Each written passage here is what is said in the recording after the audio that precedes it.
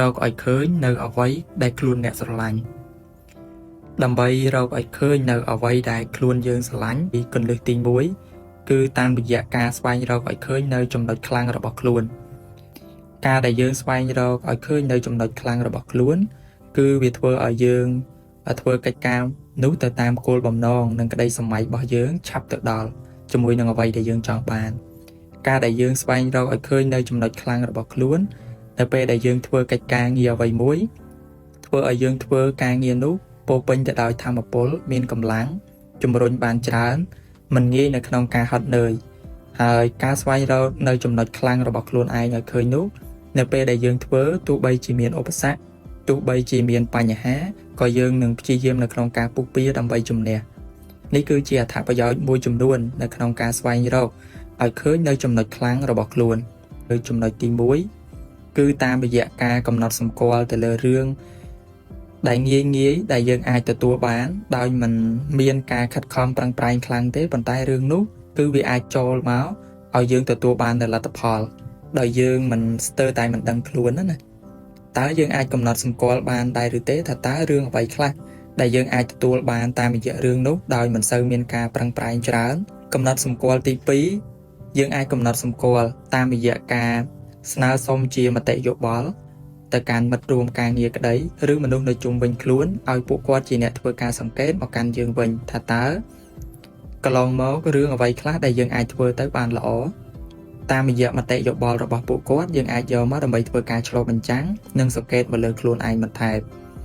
កំណត់សម្គាល់ទី3គឺយើងអាចកំណត់សម្គាល់ទៅលើរឿងអ្វីខ្លះនៅពេលដែលយើងអនុវត្តនៅពេលដែលយើងធ្វើឲ្យយើងមានភាពសប្បាយរីករាយធ្វើឲ្យយើងសប្បាយចិត្តនៅក្នុងការអនុវត្តក៏ដូចជាការធ្វើអញ្ចឹងនៅក្នុងការកំណត់សម្គាល់ទាំង3នេះហើយគឺអាចឲ្យយើងស្វែងយល់បន្ថែមទៀតបានថាតើចំណុចខ្លាំងរបស់យើងគឺជាអ្វីតាមរយៈការយកចំណុចទាំង3ហ្នឹងមកធ្វើការវិយតម្លៃបន្ថែមទៀតទេពកោសល្យរបស់យើងគឺជាអ្វី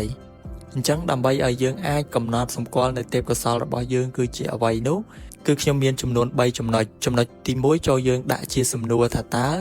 ទេពកោសល្យឬក៏ចំណុចល្អរបស់យើងដែលយើងបានធ្វើកន្លងមកនឹងមានរឿងអ្វីខ្លះនៅពេលណាដែលយើងអាចដឹងអំពីទេពកោសល្យរបស់យើងវាគឺជាអត្តសញ្ញាណមួយអត្តសញ្ញាណនោះគឺវាបានបង្ហាញនិងងាយស្រួលទៅកាន់អ្នកដទៃនៅក្នុងការកត់សម្គាល់ដូចគ្នាដែរអញ្ចឹងដើម្បីអាចឲ្យយើងដឹងអំពីអត្តសញ្ញាណឬក៏ជាទេពកោសល្យរបស់យើងនឹងបានយើងអាចអនុវត្តតាមរយៈការសរសេរនៅចំណុចល្អមួយចំនួនដែលយើងបានធ្វើកន្លងមកដាក់នៅលើក្តារសៀវភៅហើយយើងធ្វើការជ្រើសរើសនៅចំណុចល្អដែលយើងអាចធ្វើបានចំណុចទី2យើងអាចកំណត់សម្គាល់ថាតើយើងចង់ផ្ដល់អារម្មណ៍បែបណាទៅកាន់អ្នកដទៃឬក៏មនុស្សជុំវិញខ្លួនរបស់យើងនៅពេលដែលយើងដាក់ជាសំណួរបែបនេះសួរមកកាន់ខ្លួនឯងតើយើងគឺជាមនុស្សដែលមានអារម្មណ៍បែបណាគឺយើងងាយស្រួលនៅក្នុងការកត់សម្គាល់អារម្មណ៍របស់យើងនៅពេលដែលយើងដឹងអំពីអារម្មណ៍របស់យើងក៏យើងងាយស្រួលនៅក្នុងការផ្ដល់អារម្មណ៍នោះទៅកាន់អ្នកដទៃដូចគ្នាដែរហើយវិធីសាស្ត្រដើម្បីអាចឲ្យយើងដឹងអំពីអារម្មណ៍របស់យើងថាជាមនុស្សបែបណានោះចូលយើងធ្វើការសរសេរនៅរឿងដែលយើងបានជួបកន្លងមកដែលជាស្ថានភាពដែលវាធ្វើឲ្យអារម្មណ៍របស់យើងដក់ជាប់យើងអាចសរសេរវាដាក់នៅលើក្តារហើយបន្តមកយើងធ្វើការតម្រៀបវាទៅតាមដំណាក់កាលនីមួយៗចំណុចទី3នោះចូលយើងកំណត់សម្គាល់ថាតើយើងចង់ផ្ដល់ឥទ្ធិពលបែបណាទៅកាន់ពិភពលោកខាងក្រៅនៅក្នុងចំណុចនេះ